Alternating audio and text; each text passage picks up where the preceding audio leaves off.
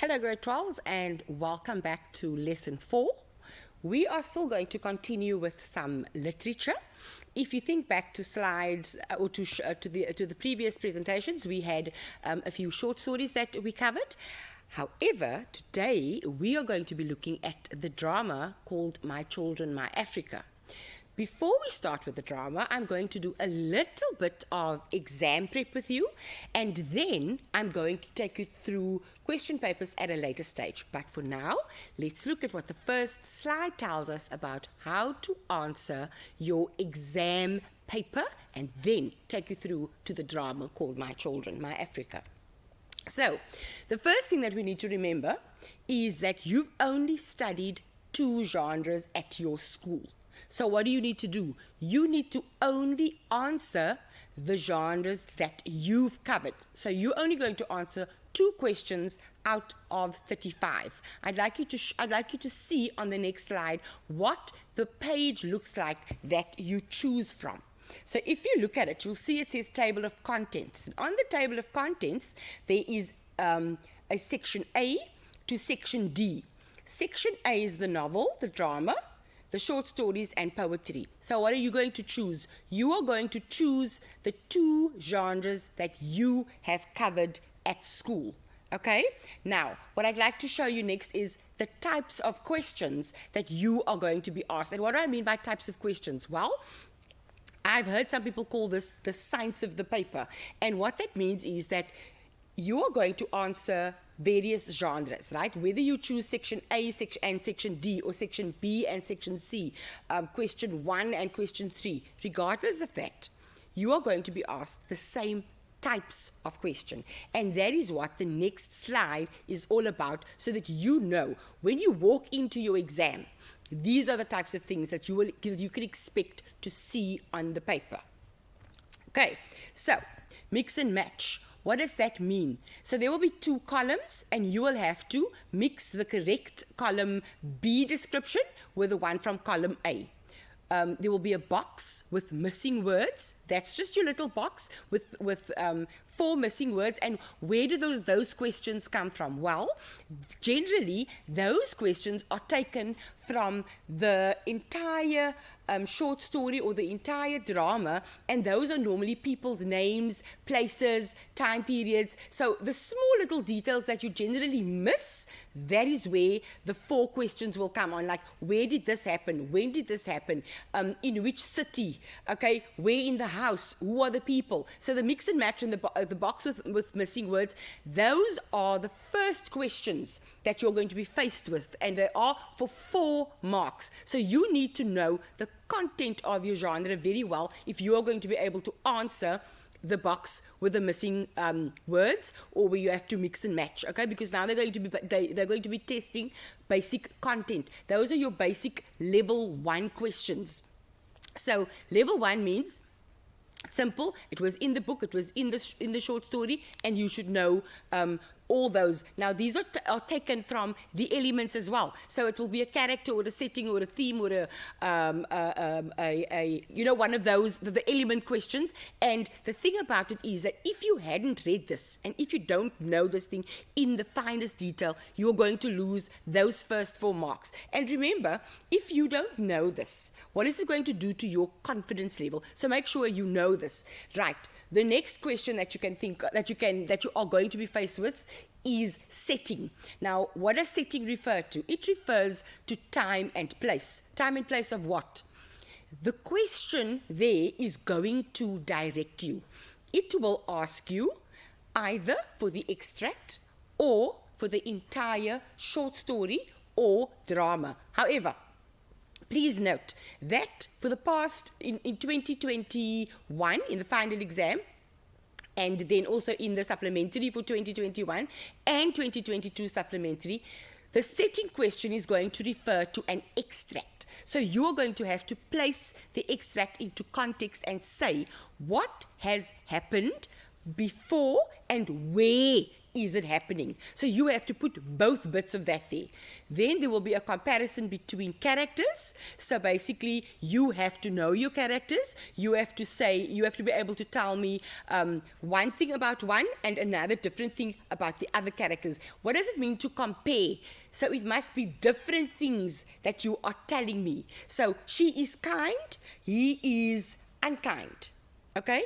If you are comparing, then you are looking at what is this one and what is this one. Okay? Compare the girl to the boy. Well, she's very quiet, whereas he is quite noisy. Okay? Then you've got the character traits which are revealed through actions and interactions with others. And if you remember correctly from the previous 3 lessons that we had together, character traits, that speaks to characterization. So action and interaction with others speaks to characterization. And then a statement will be made and you need to discuss that statement. It could be true or false, and you need to say, generally, for this paper, it's a false statement, and you have to prove the truth of the statement. Okay, let's continue. You will get figures of speech, irony, tone, theme, open-ended questions. Setting will be 2. Frame of mind is 2. Okay, and I'm going to show this to you. So please don't stress about the fact that I'm going fast in terms of the types of questions, because what I'm actually planning on doing at a later stage in another lesson is to take you through 2 full question papers to show you exactly what this looks like. Okay, they can ask you for a difference in attitude and reaction. That will be a 2 marker, and then you will get a false statement. What that means, the false statement basically means that the statement there in the question paper is going to be false. What do you need to do? You need to prove the truth of the statement, okay? And I'm going to explain to you with the question paper from last year. So, and also it links to today's lesson. The question said, Isabel could not go to Mr. M's grave to say goodbye or to say farewell, okay? Or Isabel went to Mr. M's grave to say farewell. Then they say that that is a false statement.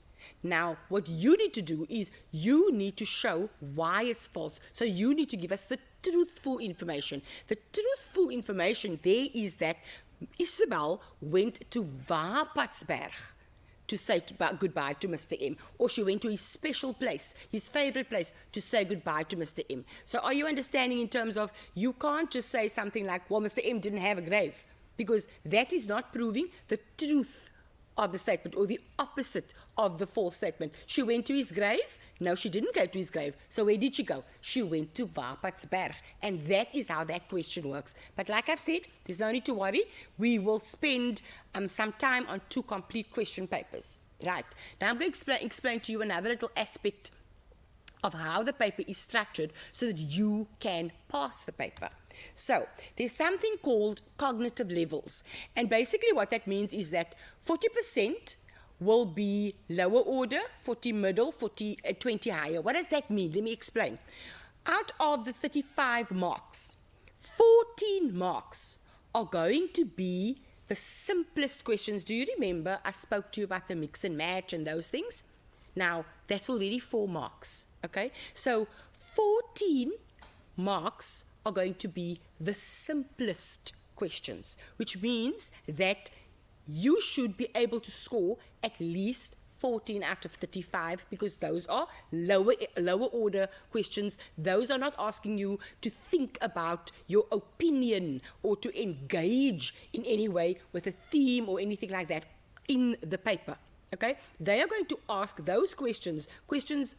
Lower order questions are going to ask you questions where you can basically delve into the text in front of you and you can extract the answers from there. Middle order, also 40%, and then higher order, those will be your the last 2 questions. That is discuss the theme, or the appropriateness of the title, or, you know, it's the type of question that asks you to show your appreciation of the text in terms of, are you able to engage with this theme and who the characters are and how this theme is shown through their actions. Okay, that would be a theme question.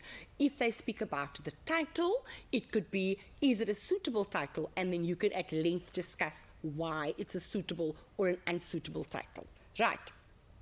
Exam skills. What do you need to do? You need to always place the extract into context. Know what happens before and know what happens after. Now, remember we spoke about setting. So you need to know what happens before because that is part of the answer to the question in terms of setting. The other part of the answer is where. Okay? Where. Because now you know the when. You know the what happened before. The extract is happening now and something happened before the extract. The second part of that is when, because that is what setting is, right? All your answers, grade 12, must be grounded in the text. What does that mean? You cannot give an answer that cannot be linked to the text in front of you on your examination paper.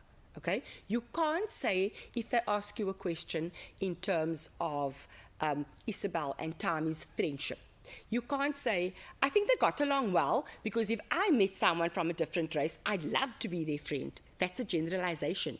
You need to look at what happened in the text in terms of their friendship. They became friends after the debate. They practiced together for the literature quiz. She felt comfortable enough to meet with him after Mr. M passed away. She felt safe enough to ask him in terms of whether or not he had been involved.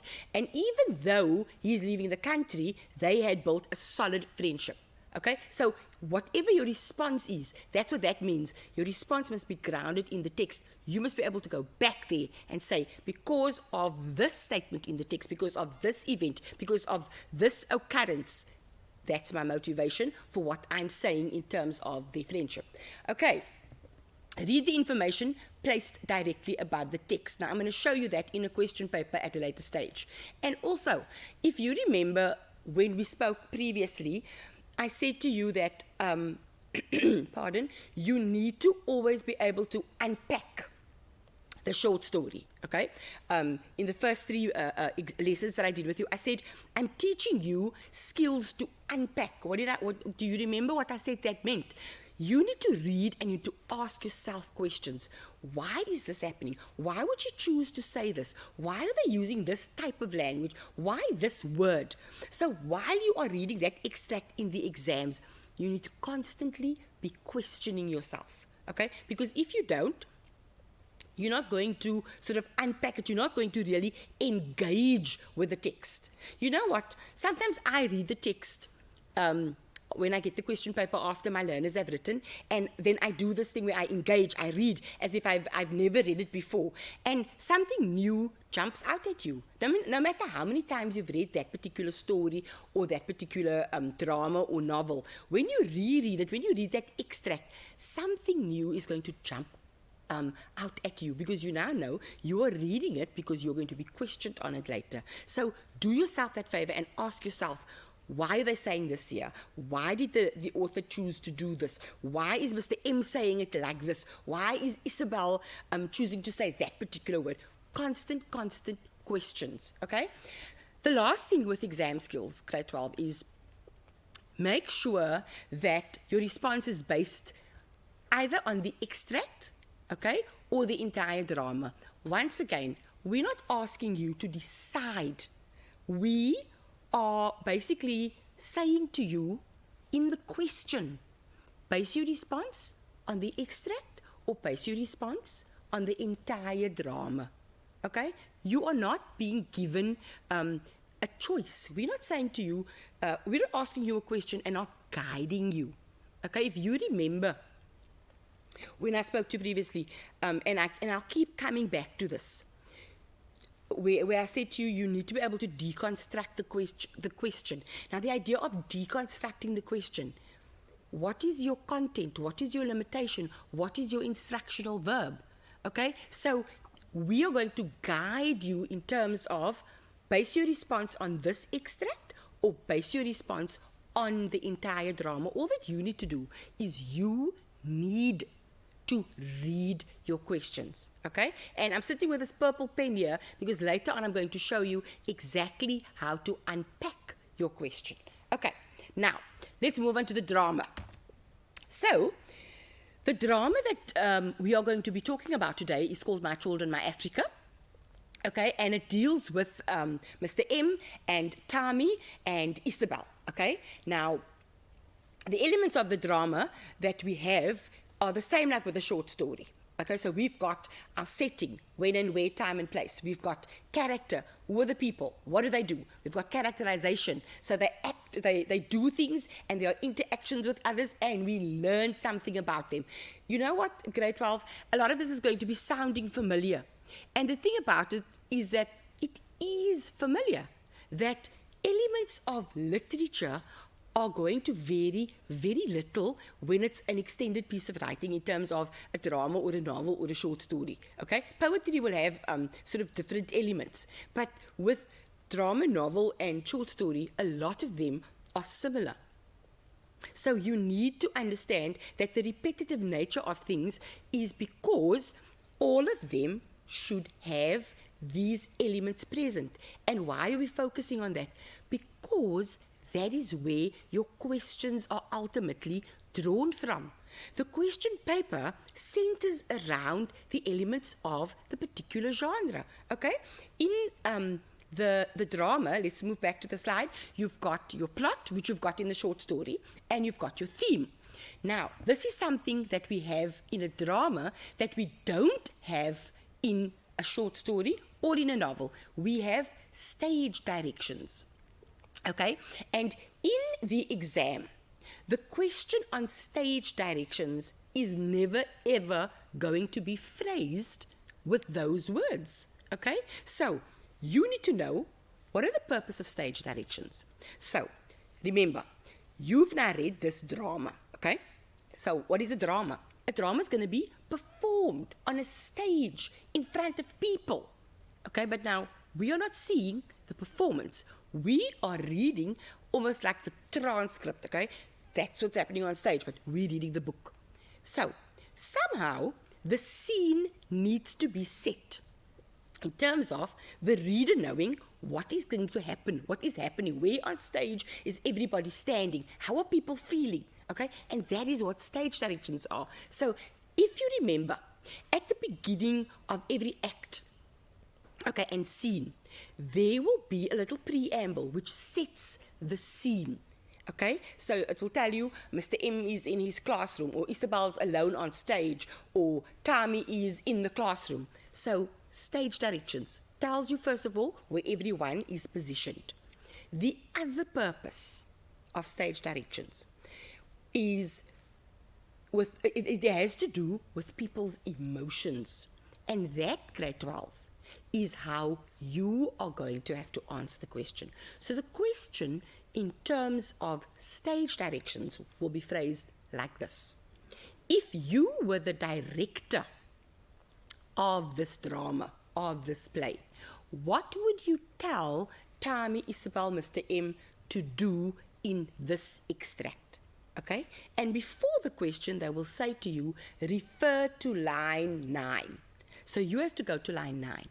What would you tell Tami, or whoever the character is, to do if you were the director? So you need to direct the actions. Now remember, it's not just about actions, because the actions need to show an emotion. They need to portray an emotion. Okay? So if the person is angry, what would their body language and their facial expressions be doing to show their anger? So now you can see already, you are the director, you have to direct the person in the play, okay?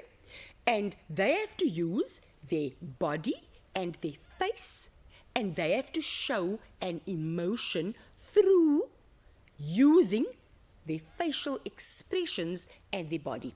So, if someone needs to show anger, okay, what are you going to do with your hands if you're angry?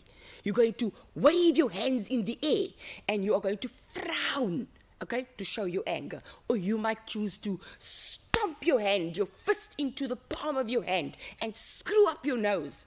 So you cannot ever say the person must use facial expressions and body language to show their emotion. Remember that your face and your body, these are tools that you use when you're an actor to convey the emotion. If you were the director, how would you tell the actor to use these tools to convey that emotion? Okay, that's what the stage direction is all about. Okay, remember, if you're in the exams, and a lot of learners struggle with this, body language, facial expression. See Tommy in your mind. Tommy's angry. He doesn't want his name on the desk because he wants nothing to do with Bantu education. So how is he going to say this? He's angry. So he's going to ball his fists. He's going to raise his voice. Okay? You don't say scream or talk with a loud voice. You say he raises his voice. He shakes his fists. He balls his fists. He frowns. What I see with the face and with the body must translate into the emotion, okay? Because the next question could very well be, why is he feeling that emotion, okay? Right. Then we've got dramatic purpose. Now, if you remember, I've spoken to you about when you read, ask yourself questions. Now, the question on the slide says, why is a particular event happening? Example, a monologue, okay? But now, if you are reading without questioning anything at all, then you are going to wonder all the time, like, this makes no sense to me. So, if you think about Isabel's monologue, when she says, oh, and I got there and I thought everyone, I'd know what to expect because they didn't know me and I'd never met them and I'd never been to a township, so I had no idea what to expect. Then you understand that the author or the playwright wanted us to understand what Isabel was thinking. Okay, he wanted us to understand that she wasn't as comfortable as she may have appeared when she did it. So you need to ask yourself constant questions. For example, when Mr. M rings the bell when the drama starts, okay, when he rings the bell, why does he ring the bell? Because he's a teacher. Is that the only reason? No. Later on, we discover that the ringing of the bell is associated with learners coming to school for an education. And by now, or by that time, we've discovered that Mr. M values education greatly, okay? So you are going to notice, grade 12, that what I'm doing is not so much giving you answers to questions. What I'm trying to do is teach you critical skills of engagement with a piece of literature, okay? Because you've read it in class with your teacher. You've probably read it on your own. I'd like you to try some of what I'm suggesting to see whether or not you are able to unpack for yourself a little bit more, okay? When you ask these questions, are you able to come up with answers? Because if not, you still have some time to go and ask your teacher about it. Okay, and then also, the last thing on the slide is something called dramatic irony, and that I just put in there so that you know what it is. So dramatic irony is basically in the person's on stage, okay, and the audience is aware of something that's happening on stage, but the character that is there is unaware. Okay, so I'm going to give you an example. If you're watching a soapy, for example, and two people are fighting, and we can see someone standing at the door listening to the fight, but the two that are fighting are unaware. That's dramatic irony, okay?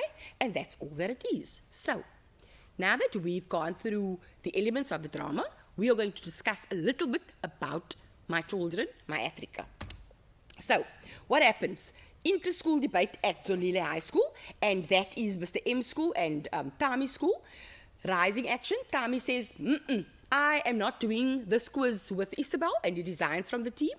Mr. M then goes and he becomes an informer, and he gives the names of the learners. There's a lot of violent riots, and Mr. M is murdered. Falling action. Tammy and Isabel meet. They both love Mr. M dearly. And then the conclusion, or the denouement, is when Isabel goes to Vaarpadsberg Pass, and she says, the future is still ours. Okay? So that is the plot. That is the base. Those are the events. What is the plot? Remember? The plot is not a summary of what happens in the drama. Okay? The plot are those events that occur in the drama that allow it to unfold, to grow, okay, to develop. It allows the entire story to develop, okay? So you have an introduction. That's the thing that starts it off. Then you have an event that causes it to move forward, okay? Then you have this big climactic event that changes everything. Okay? Then you've got everything that happens where things start to slow down, and then you've got this conclusion. You can't mention every little thing, because then that's just a simple summary of the story. Right. Now, for me, the most important thing that learners need to understand about My Children, My Africa is the historical context. And I'm going to tell you why.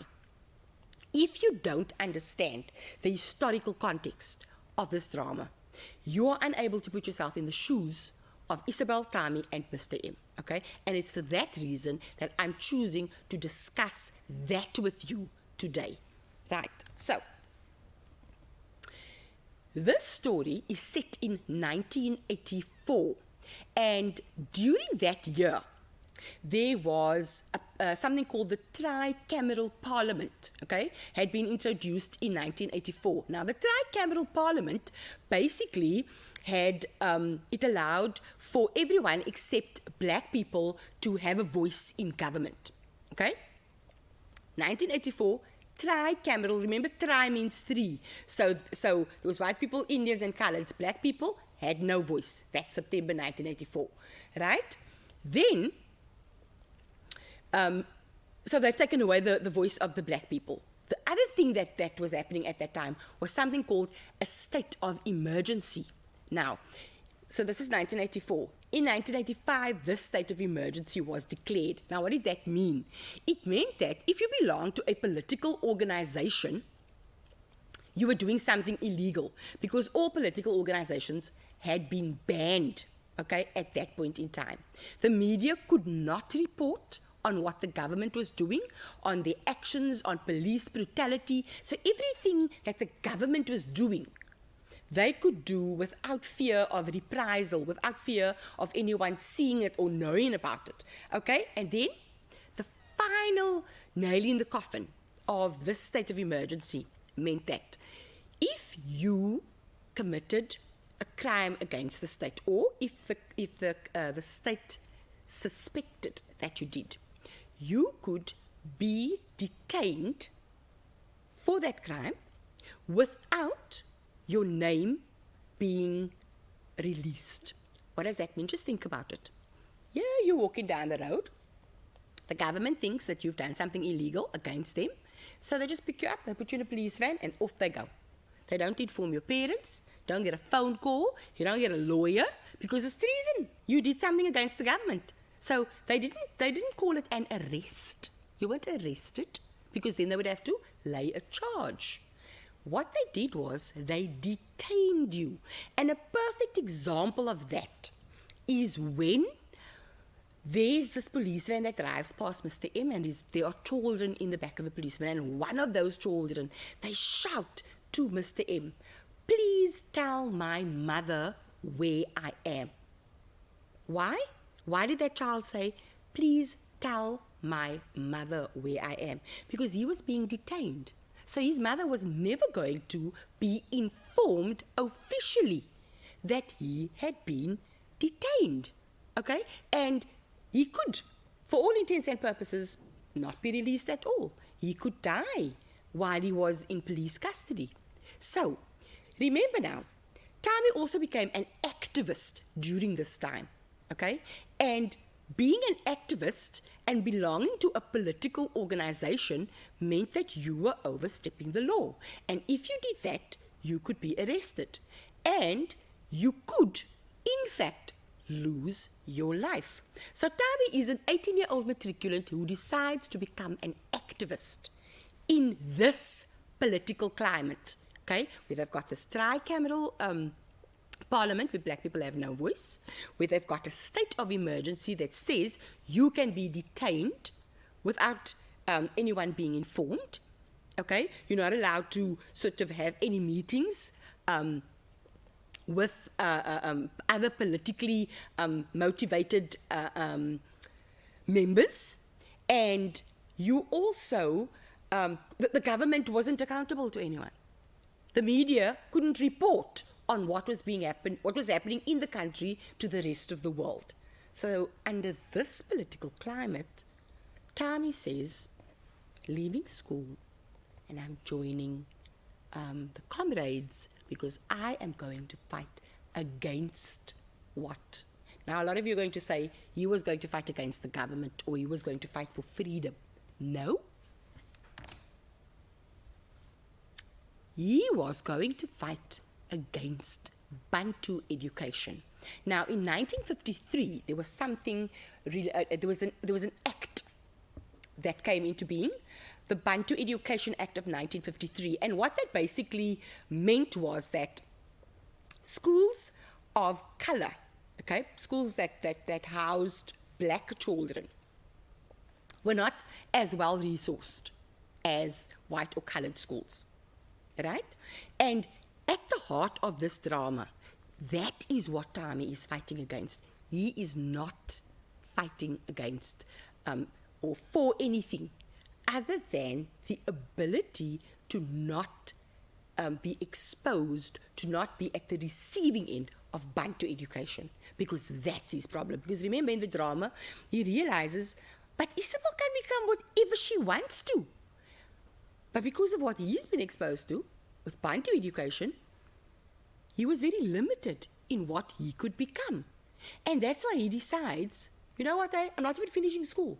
I'm just going to go and I'm going to fight against this injustice, because that's how much I feel that it is the wrong thing to do, okay? So at that time with Bantu education, you had racially separated schools. So black people go to school there and white people go to school there. Okay, you don't go to the same school, so don't mix. More money was spent for the white child's schooling facility than the black. And that's evident in the drama if you look at the way Kamdebo was as opposed to Zolile High. Okay, and then also they didn't have equal resources. And that's basically what Tami was going to fight against. Remember when he says to Isabel, he doesn't even want his name on the desk, because that is how much he disagrees with Bantu education. He wants no part of himself left in that classroom because of the injustice done to him by Bantu education. Okay, so that is at the heart of the drama. He's not fighting for freedom. He's fighting for the freedom to have an equal education with everyone else, with the white people. He wants to have an education that is as good and offers him as much. And that is what he's fighting for. Remember, it is driven by the idea of the student uprisings. And what were they fighting for? Better education. Why? Because they were subjected to the Bantu Education Act of 1953. Okay, and the story happens in 1984 and spills over into 1985, where we had, what did we have? We had the state of emergency, and in 1984 we had the tricameral parliament. So black people don't have a voice. Then the apartheid government says state of emergency, okay, and all the while you're being subjected to Bantu education. And then what does Tami say? I've had enough. Okay, right.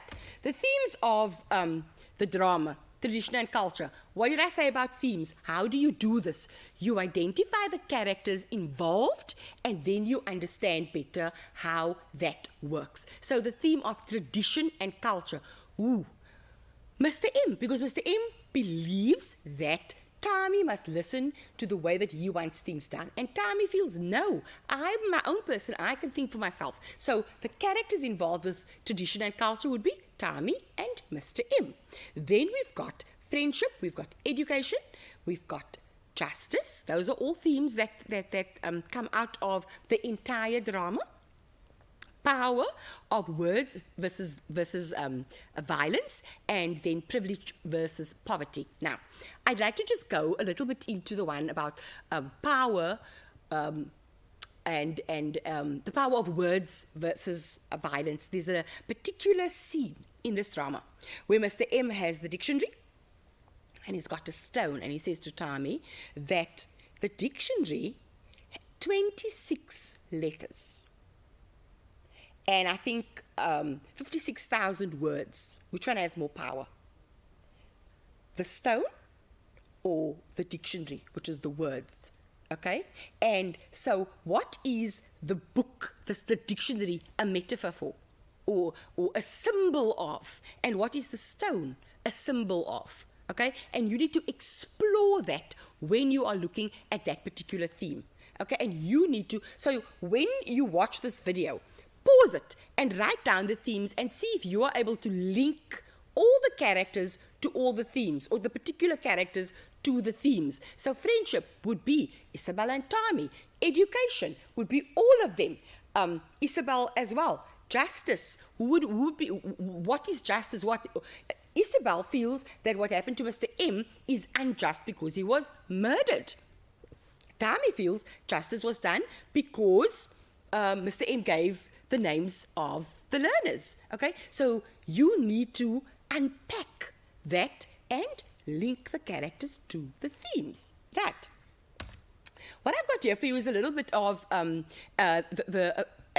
idea of what a question paper looks like. So if you look at, you'll see there's an extract, there's a question, and then I put the memo there. So refer to lines 10 and 11.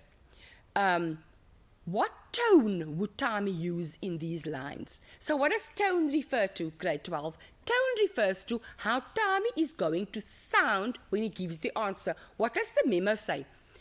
Bitter, disdainful, reproachful, determined, rebellious, resentful. So those are all the ways, those are all tone words. That is what he could sound like when he answers the question. Now, if you remember, I spoke to you about how I would go through the questions and how to unpack it. So where do you go to look for the answer? You go to line 10 and 11. What's the first thing you must do? You must write down the tone. The next one is, why would he use that tone? Why would he sound bitter, disdainful, angry, resentful? Because he doesn't want to be remembered and associated in any way with Zolile High School, and he feels that he has received an inferior education there. So that's why he wants nothing to do with it. When she says, where's your name? And he says, my name's not there, want nothing to do with this place. Then in the last one, in C, if you were the director of this play, what did I say? If you were the director, what would you tell Tommy to do while saying those lines? So now, he's obviously showing an emotion, okay? You've identified that, you've identified the tone. He sounds bitter. So if he sounds bitter, he can't be feeling too happy. He's feeling angry, he's feeling disturbed, he's feeling upset. So if he's feeling that emotion, and he now has to stage direction, you have to give a stage direction, he must show that emotion. How is he going to show that emotion? Let's look at the memo. The memo says he should shake his head, he should wave his hands, he should bang on the desk. So grade 12, those are not the only answers that you could give. Okay, there are a myriad of other answers that you could give, but you need to understand how it is linked. So there's tone. Then why is he using that tone? Okay, so tone, he's feeling something and he's going to say something. How is he going to sound when he says it? Why is he sounding like that? What is he upset about? What is he angry about? Okay, then show me, you the stage director, what would he be doing to show that to me? Are you understanding how it is linked? So this tone, why, show me what it looks like with emotions, using facial expressions, body language. Okay, so all of these things are interconnected. The next one is another little extract. Identify the figure of speech in these lines. And then the next one says, why is the figure of speech relevant in this extract? So that is what that question is going to look like. Figure of speech questions are 3 marks. Now, I could go through this whole thing with you, but I've chosen to put, to put them in little sections so that you can go and look at them and see how do you unpack it and how are the questions asked in terms of the little bite-sized responses that is expected of you, okay? Then you've got another one, friendship. This is your open-ended 3-mark questions. Friendship is one of the themes in the play. Discuss how it is relevant to Tami and Isabel. So what must you do? Who's Tami? Who's Isabel? What did they do? How did their friendship develop? Did it develop? Okay? What are examples from the drama that is going to support what you are saying? The memorandums are there, so when you view these slides, go and look at the memo. The last question says, the play ends on a hopeful note. What does Isabel do? She says, the future is still ours. Is that a hopeful note? Yes or no? You decide. Then you go and you write your 3-mark answer.